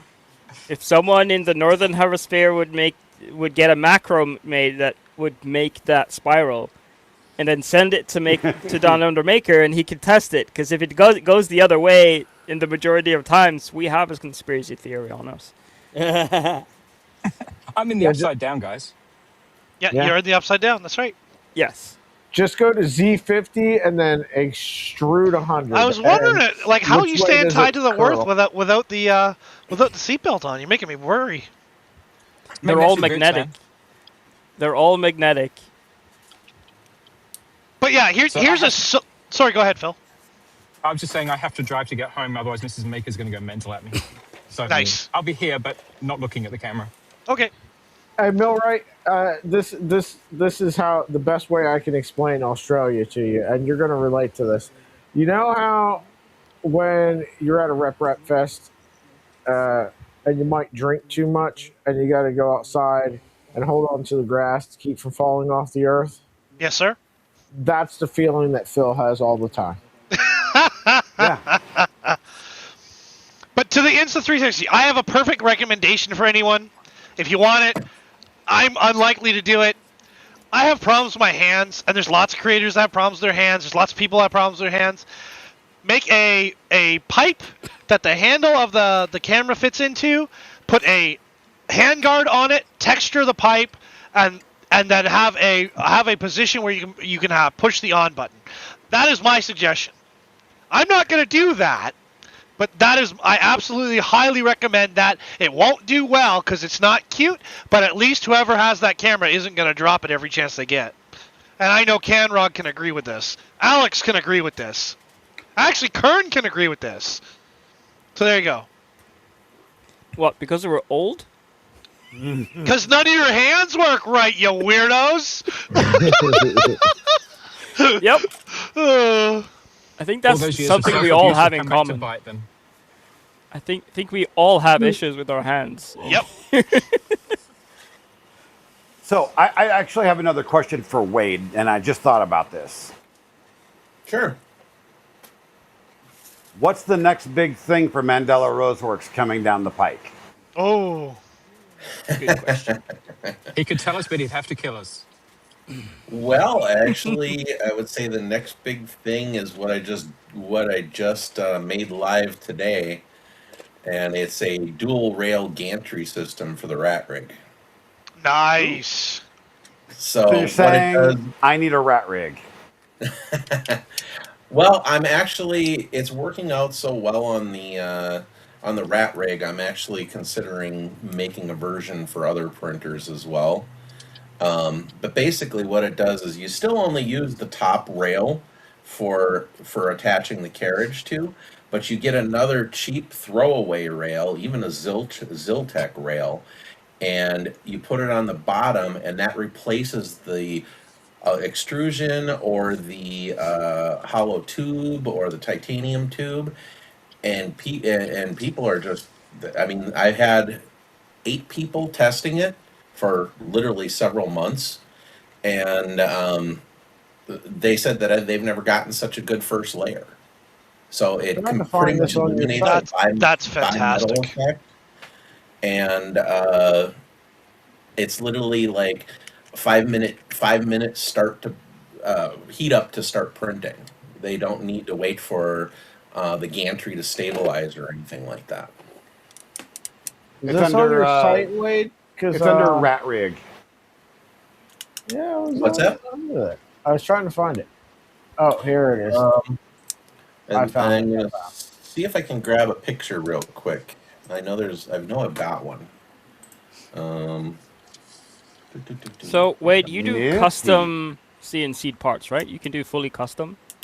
Oh yeah, Do you know about the Rook? yes, I know about the Rook. Yeah. What would be your take on a CNC'd frame based on that printed Rook Mark 1 frame? I don't know a lot about the Rook. I can tell you that we are working on something down the road that hopefully I'll have available come Rocky Mountain next year, and it may or may not be a printer that doesn't use any extrusion. I'm listening. There you go. You found it. Nice. Yeah, I'm so. In case you didn't know, I'm That's one of the wild. guys behind the Rook stuff. Okay. And the Delta Flyer is also. Well, gee, it sounds like we might need a Firethorn for the Rook, huh? And maybe some. Yes. Yes. Well, So the for the Delta Flyer, since there's only one. technically you already have it for the Rook, but you don't have it for the Delta Flyer because nobody makes a PI sheet for Delta Flyer except LDO. Correct. I may or may not need one of Pretty those quickly. because I may or may not have gouged a big hole in mine. There's two sides of it. This is what you need. Oh, Doron Velta? Nope. Delta Flyer. Oh, okay. So it's a 150 build plate. Circular. Easy peasy. So the Rook itself just uses V0 beds, so technically you already have that covered. Would it handle my beds? Because mine are a little oversized. Yes. There's plenty of space. We can do, technically you could do a 150 bed on a Rook, but you wouldn't be able to print on it, so. But the Rook itself was designed around a V0 sized bed from the scratch, from the beginning. It was always the intention to use that size. Okay. There's no reason to reinvent that wheel.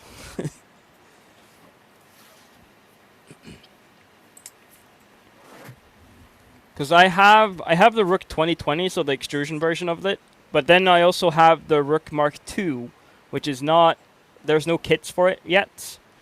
But that's a fully printed printer. There's nothing extrusion on this.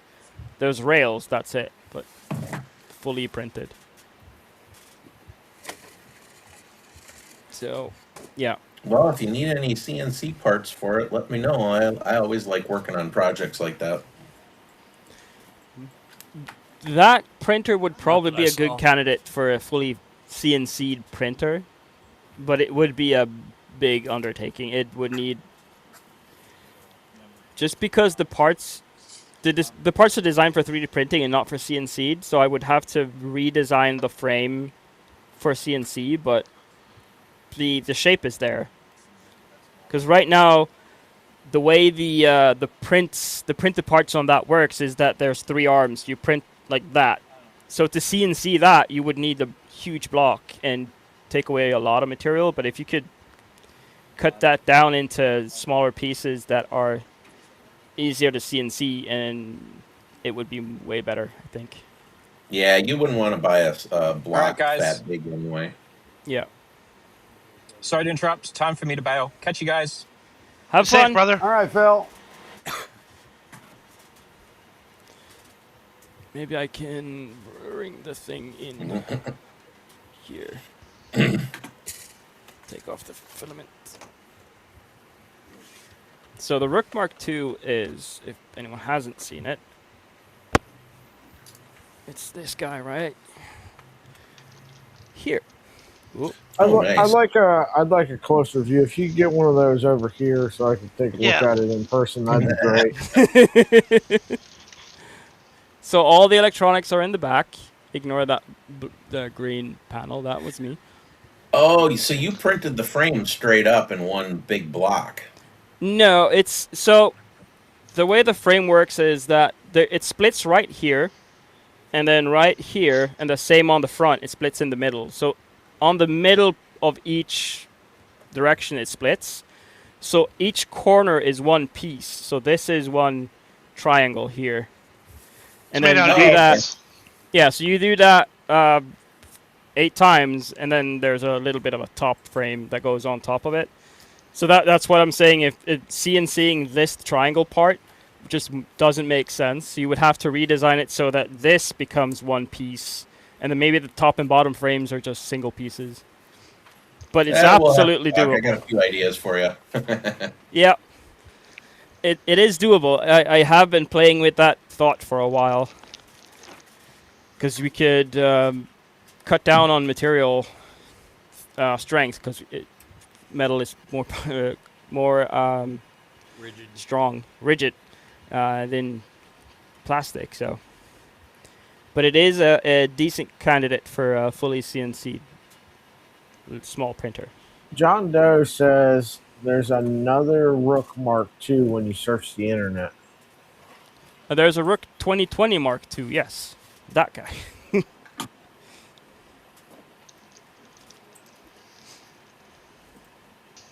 More tougher. So we have the Rook, and then the Rook Mark II, or the Rook Mark I, Rook Mark II, and the Rook 2020 Mark II is the extrusion 2020 based version of it. You know something that I've always liked about your parts is that they are, when you get them, they are beautiful parts. But you know, machining marks, it's not like covered up with powder coat and all that stuff. I really appreciate that, by the way. I like that. I've always liked that look myself as well, and I've been asked numerous times if I would, do anodizing or something like that, and that is something I actually turn down on for the most part, unless it's a large OEM customer order, just because I know what would happen. Well, I want blue, I want red, I want purple, I want black, I want gold or red, and I would be stocking so many different colors it would drive me insane. So yeah, and there's so many places that most people are probably pretty local to some place that can anodize your parts for you if you really wanted it. Oh yeah. That machine that I'm showing right there is my Ender 5, which is going to eventually be a Mercury 1. And I know where I'm buying the bed from. Just saying. I just found a picture of the dual rail gantry that I put or shared up here of an actual one in implementation instead of a render. That's cool. That looks nice. So are you able to increase gantry speeds and stuff with that, or what's the other than being cool, what's the intended purpose of that rail? Well, it basically works similar to Ratrig's new 18 millimeter steel tube, where it's steel instead of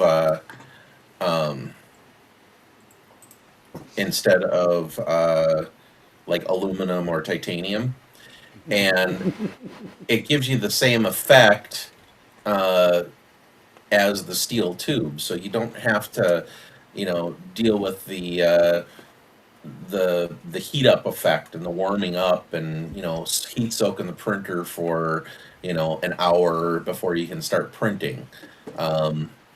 And I mean, it does require you to go a little tiny bit slower and have less accelerations because it is heavier because there's two rails on there. Yep. But the stability that the testers have seen is just insane. So it's reducing chatter, it's reducing deformities, it's being more accurate. Is that what you're saying? Pretty much, yeah. Perfect. We lost somebody. Who did we lose? I'm still here. I'm just wandering around looking for a part. No, we lost somebody else. We had one more. Down under Maker. Phil had to leave. No, Phil had to leave. It wasn't Phil. We had 7. Oh, here's another good picture. Well, we still got a Canrog, right? Yep. Canrog and his disco party back there. Still waiting on that hat. Yeah, me too. I need to get more. I think this is it. I'm the worst. No. When I was digging through the website, I just thought it was cool that you had redone Ender 3 plates. Because, like, I don't know if you're seeing it or not, but there's, like, a real push for Ender 3s again right now. Like, V1s and V2s, not super advanced machines. Like, that's what, It's not that we actually want the Enders; it's that we turn them into other printers. It's the projects we can turn them into. Yeah, no, I'm not I disagreeing. need a new one. Just saying, this one's broken. They're all I took broken. that That's off why we turn them today. into printers. Honestly, we've sold a lot of Ender 3 plates. I just bought one. Projects like the NG are and do Ender. The those Virtue. Yeah, Okay. because they're just using Ender 3 parts to build another printer. Yep. And Oh, then, yeah. And then scope creep comes on, and you want to get better parts, but you still have an Ender bed. And then there's no one that makes a better Ender bed because you just buy another one. So you solve that. Well, another one that people are doing is the Virtue E3 bed, which is the same size as the Ender bed. And Yeah, because it's based on Ender parts. They're just using Yep. Ender parts. Yep. So we've got that available on our site too. So Yep. Because Virtue is from the same guy that made the Ender 3 NG. Is it different XY bolt pattern on conversion. the? I haven't looked into it that deep. Is it a different bolt pattern or something on the Virtue bed versus the NG bed? No, it's same. Same. I wanted to point that 170. out because you guys got way off topic on that one, but I just wanted to point that out because I'm seeing it. Some of the YouTuber friends I have are seeing it. Some of the Twitch streamers I see. It's interesting, and it is exactly as the boys have described. They don't really want an Ender 3. Nope. No. No. Well, you do, kinda. I think it's the thing about you start modifying an Ender 3 and you get to the point where the bed is the last thing that is still not a stock Ender 3 part. And then All you right, it's kind of up have for to go, auction. I'm going to need to get something better It's a than an crane Ender donor. 3 bed, but there's nobody else uses that size of bed. I just when I Where's was the digging through, bidding? I know what my Ender 3 is used for right now. but that's my point, right? Like, it's funny because I had this conversation with a couple people at Murph, and because I've been watching the analytics of it, and it's just nice to see somebody made a proper flat Ender 3 bed. You know what I mean? Like, I'm not trying to ask too much here, but I just think that's really great. Tacoing is not the future. Only on Absolutely. Tuesdays. Yeah, exactly. What day is it today? It's Friday. It's Fiesta Friday. It's Friday. You're fired. This Ender 3 brought to you by Taco Bell. Bong. Now I gotta show you guys this picture. Please do. But that was it's just interesting because I keep seeing Ender 3s pop up. Now maybe I'm looking for them, but it's just interesting to see them pop. It's Fiesta Friday. Means cervezas. Although by the time I'm done with you guys, the bar will probably be closed. So I didn't bring anything out with me. I'm drinking water. I was dehydrated today. Lemon soda. I'm drinking energy drinks and homemade beverages. I have Arnold Palmer. Oh, I like an Arnold Palmer. They're good. Arnie Palmers are great. Yeah, they're good. So are the hard ones. Yeah. Yep. I mean, if one of you would like to make me an old fashioned, I'll be down for that. I would be down for that as well. Wade, are you dealing with Princeps at all? Baby Belt? With what? The company Princeps. Rob Mink from Baby Belt. He does the Baby Belt, the Crooked Crow, things like that. Are you talking with him? Okay. No. Because I think the two of you should be friends. There were things I'm wrong always inside happy it, Rocky with Mountain. nice hot edge. Designers and whatnot. Ken Rock, is that brown on pink? Why does it work? I don't know, but I love it. I got some more parts. Brown on Okay. pink shouldn't work. It looks like candy, that's why. It looks like flaked chocolate with. Yeah, it looks like candy. Yeah, but yeah, I'm super surprised that the color combo works, but it is gorgeous. It does. Yeah. My poor little Ender 3. has I'm turned popular into a today. tool holder. The Cadbury printer. Oh, let's see this. Can I zoom in? Hold on. There we go. I got a full screen so I can see what I'm looking at. Nice little lab you got there, sir. Yeah, not too shabby. But my poor little Ender 3 turned into a spool holder for TPU. Eh, Well, It it's could- doing something. It's better Yeah. than nothing. exactly. It could definitely be worse. It might Definitely be could old, be but worse. it's still useful. Damn it! Hey, it's not costing you electricity either. No, That's expensive I bought these it days. because I was gonna try testing out an upgrade for the carriage on it, and I got so disgusted with just trying to get a test print out of the thing because of the taco bed. I just stuck it on a shelf and haven't touched it, and just Well, haven't gotten I mean- around to upgrading the bed. I'm going to be building. That's the reason I asked you earlier. Was I'm going to be building an Ender wire out of an Ender 3 Max Neo. Oh, nice. So, yeah, that's a pretty rare thing to build a 300 Ender wire. The Kern, the filament is 3D Jake ASA red carbon fiber. CF, really? You should have gone glass. That turns I pink. couldn't no the pink is just called neon pink. It's normal ASA Oh, okay. non-carbon fiber neon pink. The brown is red Yeah. carbon fiber. Because it is a red. It is. It's just. Yes, but when you Okay. put carbon fiber in it, it throws off the color. Turns brown. Yeah. Yep. But it's a nice brown. It's like a brown. You know, you have red bricks and brown bricks. It's the brown Yeah. brick, but there's a little bit of red in it, and it's really nice. Nice. Ugh. And the pink is like a neon, super neon Barbie pink. So Finding it's good not- colors for builds is fun. It's getting difficult. Oh, there's so many options now. There's so many options, and then you sit down and look, and then you go, oh, I'm just gonna go the safe way of doing like blue. Oh, God. Yeah.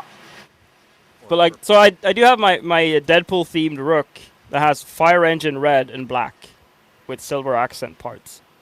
I just got a was bunch trying to of figure out what Filament the eyes lipstick were on the red. thing. That color is something else. I love it. And there's another Filament filament I got. They've got some cool colors. I like it. But guys, we So- are over the 2-hour mark. We are. Thank you. We are. Wade, thank you for coming on and joining us. Oh, this was fun. Thanks for inviting me, guys. Yeah, everybody, make sure you hit You're the most welcome. like button, subscribe if you haven't. If you want to support the channel, merch, channel memberships, all that kind of stuff. Make sure you're subscribed to Captain Kern, Canrog, and Maker Millwright. Millwright and Captain also have Twitch channels. I do too. If you're not subscribed to my channel on Twitch, you should go do that.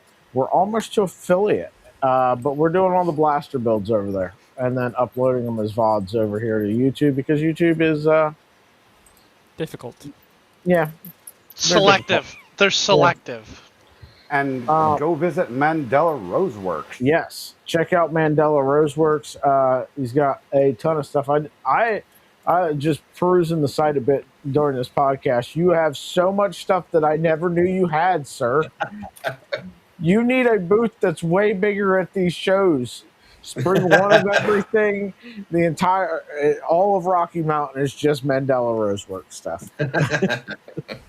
But yeah. Check him out. The Firethorn plates are fantastic, and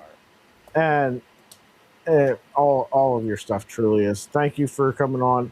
Thank you for sharing your skills and abilities with the community. Not a Y'all have problem. a- I really appreciate you guys too. Look, the wrong. Oh, nice. Y'all have a great weekend. Bye. Talk to you later. See Bye. you guys. See ya.